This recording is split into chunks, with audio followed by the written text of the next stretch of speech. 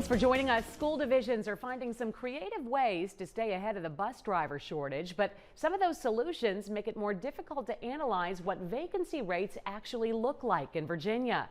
NBC 29's Madison McNamee shows us why in our top story at 5. This is the first school year vans have been used to transport students to and from school in Albemarle County, and it's solutions like that making it seem like the total number of drivers needed is lower, but in reality, Charlottesville and Albemarle County are still desperate for drivers.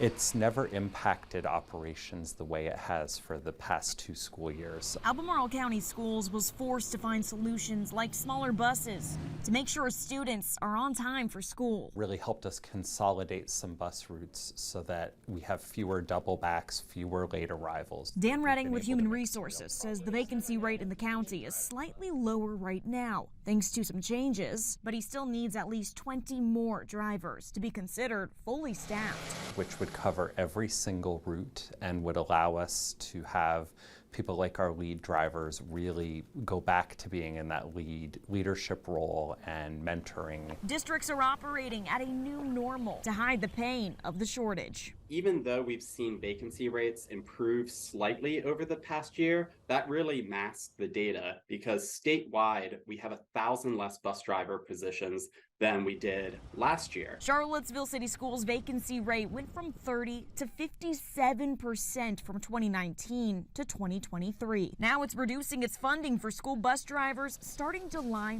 1st, shifting its total driver positions from 30 to 20. Soon its 17 drivers won't look so empty. It's not always a choice when divisions are losing these positions. It's just a reality if they can't find people to work in these positions. And so they kind of put on additional routes and responsibilities for bus drivers. And then eventually in future budgets, they just say we can live without. Though it could be worse. We've seen, especially in the Valley region, vacancy rates range between 0% to 25%.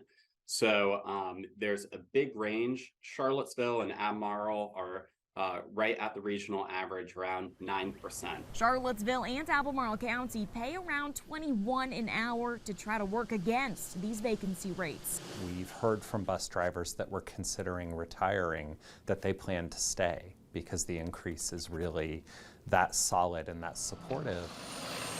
The driver shortage impacts the entire Commonwealth and country, and districts are just trying to find ways to keep up. We see in school divisions with the highest share of students living in poverty vacancy rates that are nearly 4 times those of school divisions with the lowest share of students living in poverty. Madison McNamee, NBC 29 News.